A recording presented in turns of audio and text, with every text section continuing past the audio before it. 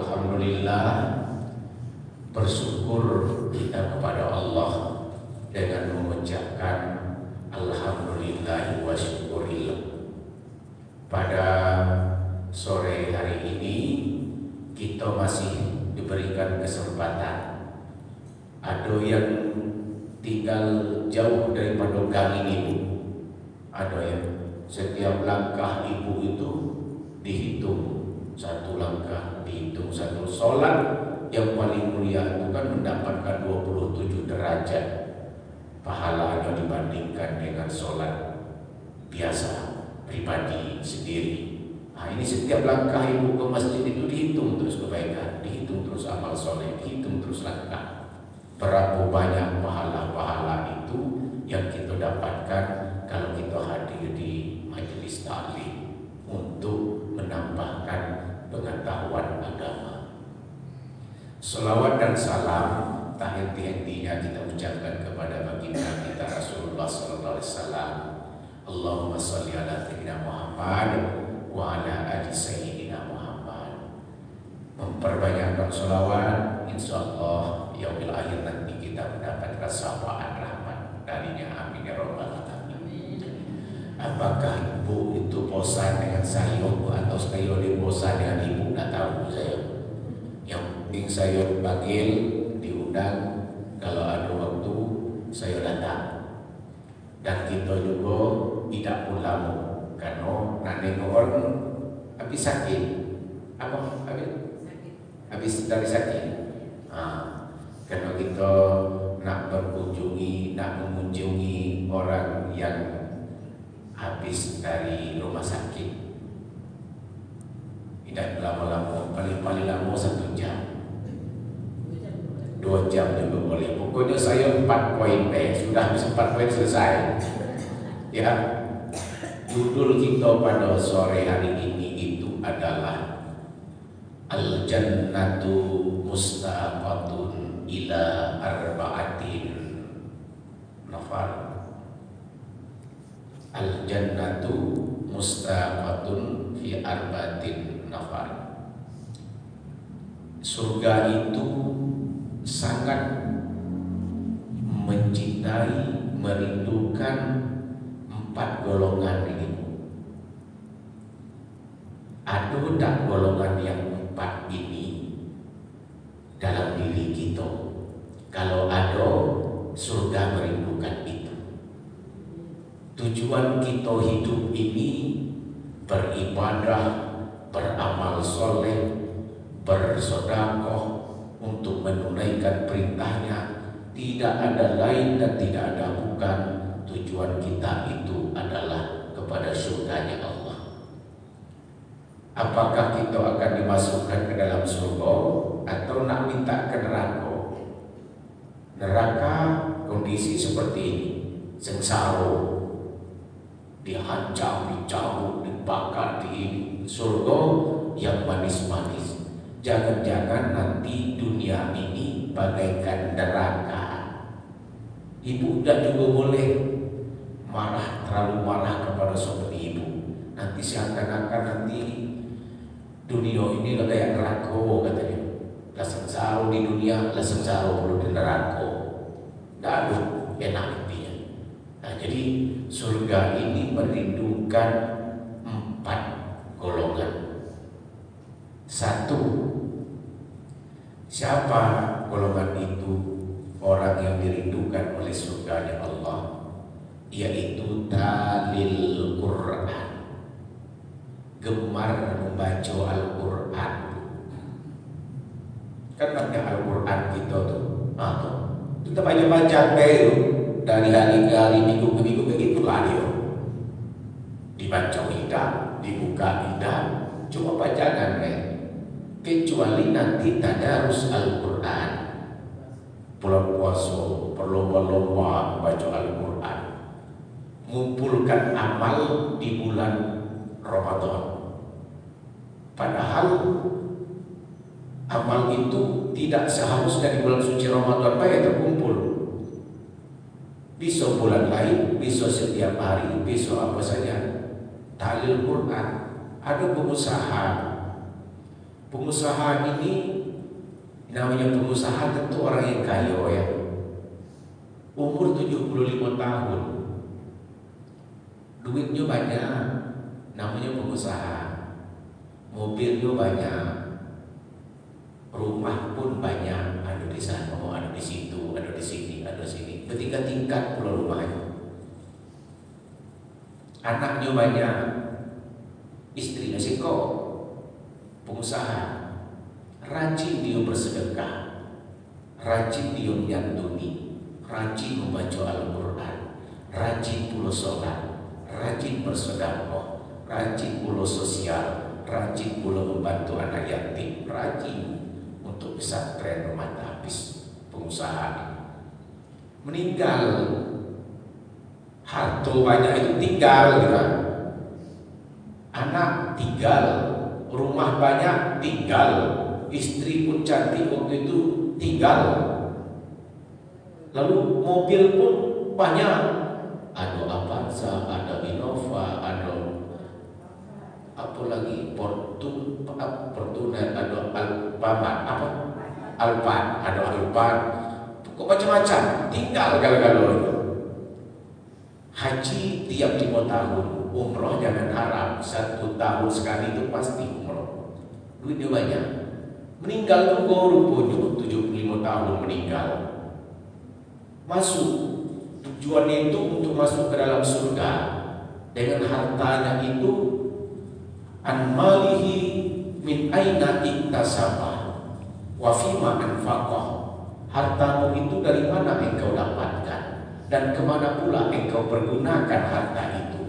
Rupanya harta yang banyak itu digunakan untuk yang baik tadi, sedekah, bantu anak yatim, bantu masjid, bantu pesantren, untuk sosial, semuanya itu sedekahkan. Tinggal semua itu, harapan adalah tujuan untuk mendapatkan surga. Meninggal, pas meninggal ditanya malaikat,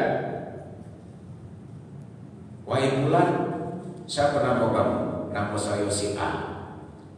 Selama hidup kamu sebagai apa? Saya sebagai pengusaha. Banyak harta kamu? Banyak. Apa baik? Sebutin semua satu-satu. Tinggal semuanya.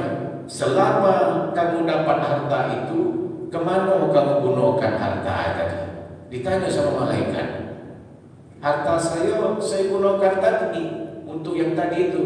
Sedekah, membantu masjid, musala, langgar, pesantren, rumah tapis, yatim piatu, fakir miskin, janda tua dan sebagainya. Oh bagus, kata malaikat. Berjalanlah engkau kepada siratal mustaqim. Berjalanlah engkau kepada jalan yang lurus. Masuklah kamu ke dalam surga ya Allah. Pengusaha, orang kaya, banyak beramal, banyak beribadah, banyak berbuat, bermanfaat untuk orang lain. Berjalanlah kamu kepada jalan surga ya Allah. Nyampe di pintu surga, di stop lagi oleh malaikat. Stop dulu Pak pengusaha, ada sekok lagi pertanyaan. Apa pertanyaan?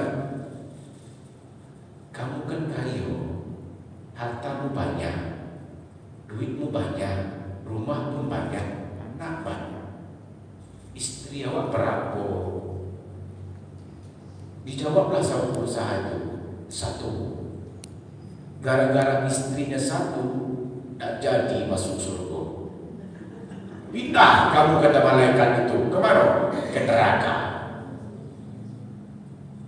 Jadi dia berbuat, dimasukkan ke dalam neraka gara-gara istrinya seko. Orang kaya. Jadi dengar pengusaha yang satu lagi ini. Datang pengusaha ini lagi, tak mau dia menjadi pengusaha yang pertama tadi. Saya tak mau, saya ini juga orang kaya, umur juga sudah 80 tahun, harta saya banyak, saya berbuat, saya banyak punya berusaha, banyak begini. Saya nak masuk ke dalam surga dan saya tidak mau seperti orang pengusaha yang pertama. Berapa? 4 dia pun istri. Setelah dia meninggal dunia, yang namanya orang tua 80 tahun dipanggil istri-istri 4 orang itu. Pertama, istri yang pertama kan sobek-sobek. Istri kedua agak cantik dikit. Istri yang ketiga lebih lagi daripada yang kedua. Yang keempat lebih pula dari yang keempat. 4-3-3 ni.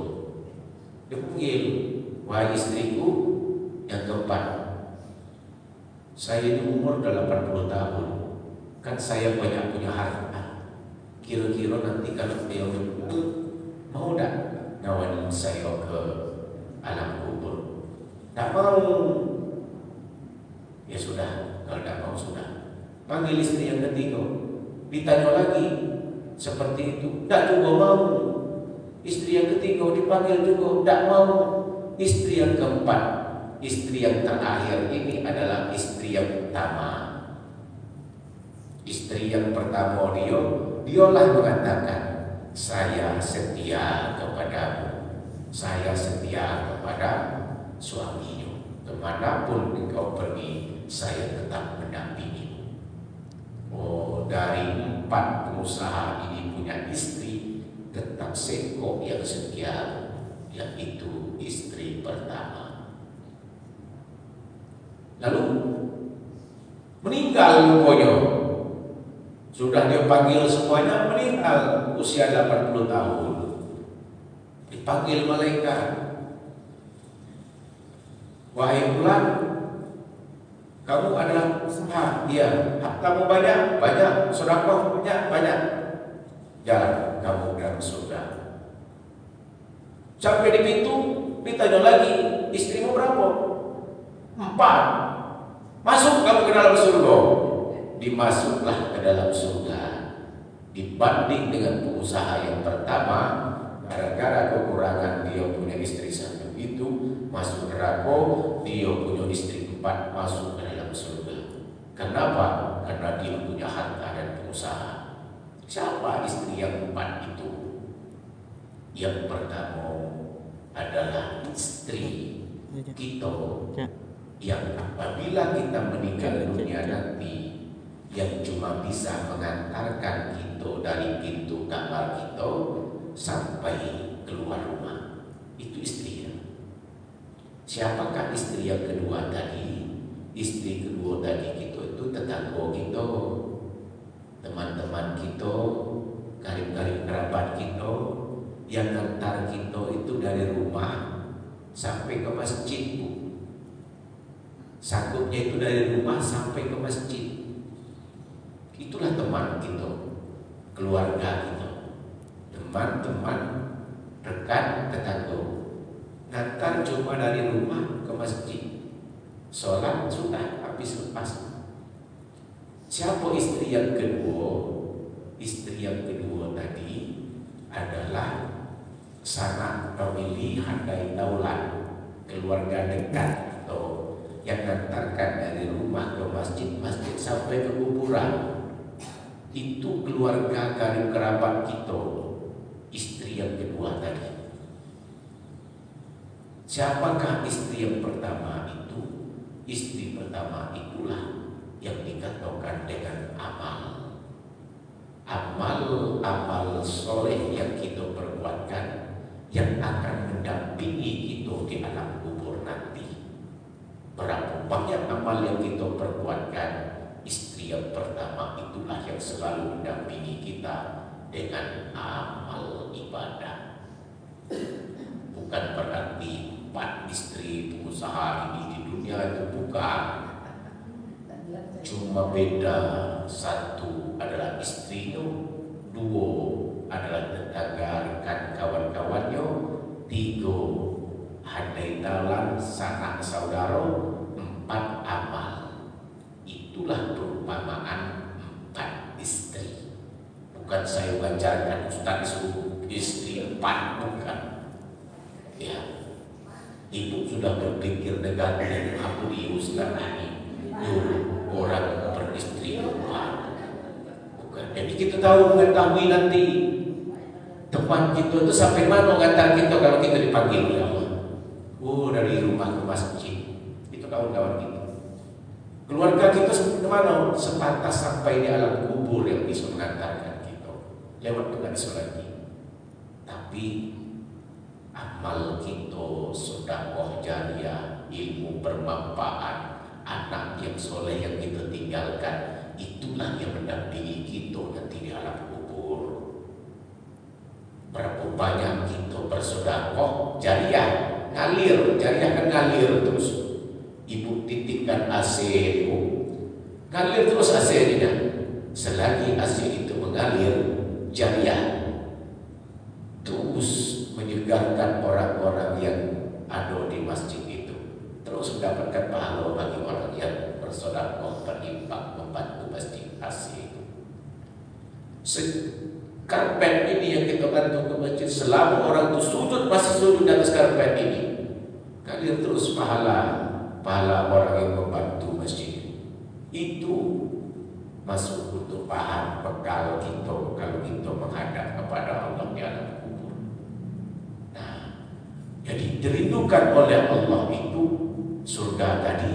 Pertama, talil Quran, gemar membaca Al-Quran. Megang Al-Quran itu berpahala. Makanya Al-Quran itu ditempatkan di tempat yang tinggi. Jangan sembarang taruh. Saking rindu dan cinta kita dengan Al-Quran, apapun yang ada dalam Al-Quran itu penuh semuanya. Kalau kita selalu membacakan Al-Quran, talil Quran, dirindukan oleh surganya Allah Subhanahu wa ta'ala. Khairukum man ta'allama Al-Quran wa 'allama. Kita sebaik-baiknya kita yang mau belajar, mau membaca Al-Quran, dan juga mau mengajarkan Al-Quran itu kepada orang lain, itu sebaik-baiknya kita. Alif Lam Mim, ajarkan satu alif lam mim, 1 10, lam 20, mim 30. Alif lam mim, dapat ibu 30 kebaikan.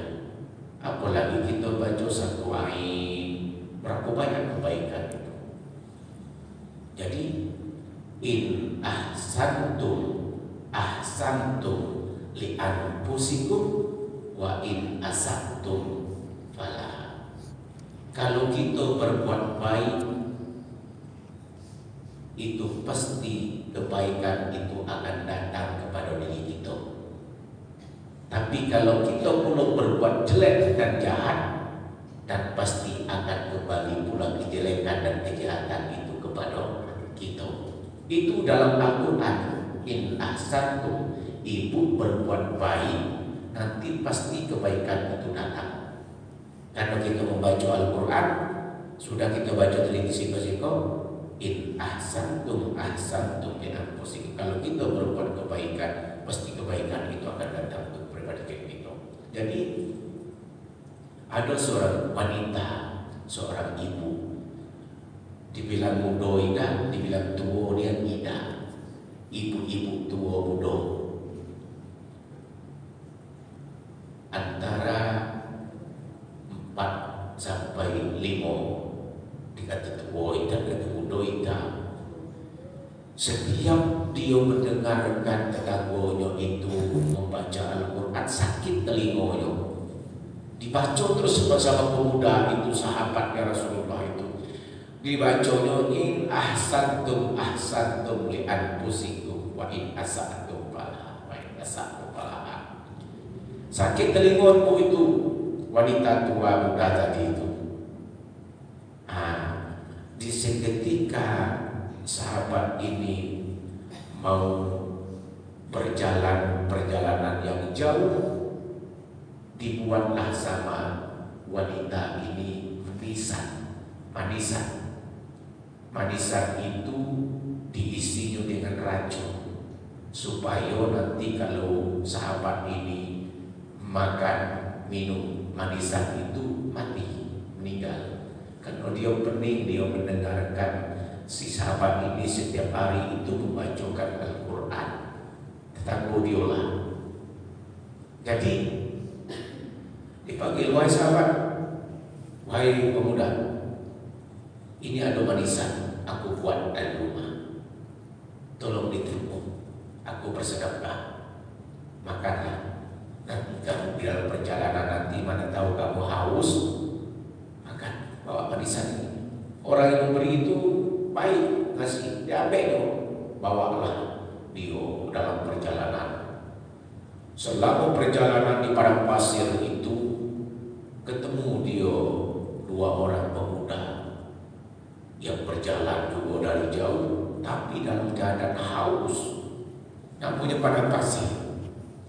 Ketemu dengan pemuda sahabat Rasulullah tadi itu, berhenti. Apa kata sahabat ini? Wahai tuanku, engkau dari mana? Kami dalam perjalanan jauh. Dalam keadaan kehausan, yo, saya ada dapat manisan. Kalau memang engkau berdua ini dalam keadaan haus, aku titipkan manisan ini kepada minumlah. Kata si pemuda sahabat yang rajin membaca Al-Quran ini, minum, ini manisan. Yang namanya dalam perjalanan jauh nengok manisan itu kan enak, haus. Setelah makan manisan itu, setelah diminum manisan itu, mati rupanya manisan. Si dua pemuda tadi meninggal di tempat. Setelah meninggal di tempat, masyarakat di situ mengetahui. Akhirnya sahabat ini diadukan kepada Rasulullah. Katakan bahwa dua pemuda yang dalam perjalanan jauh tadi, setelah makan dan minum manisan yang diberikan oleh sahabat pemuda ini, mati dan meninggal. Akhirnya diadili di pengadilan, dipimpin langsung oleh Rasulullah. Ditanya, kenapa dia meninggal dunia? Dia meninggal dunia ini setelah diberikan manisan. Siapa yang memberikan manisan ini kepadamu? Manisan ini dititipkan oleh wanita tua muda tadi. Bilang tua tidak, bilang muda tidak. Titipan diberikan ke saya berikan kepada dua ini. Panggilkan wanita itu sebagai saksi. Setelah wanita itu datang, situ kan ada dua pemuda itu yang meninggal itu terbaring. Ditengoknya, rupanya dua laki-laki yang meninggal itu adalah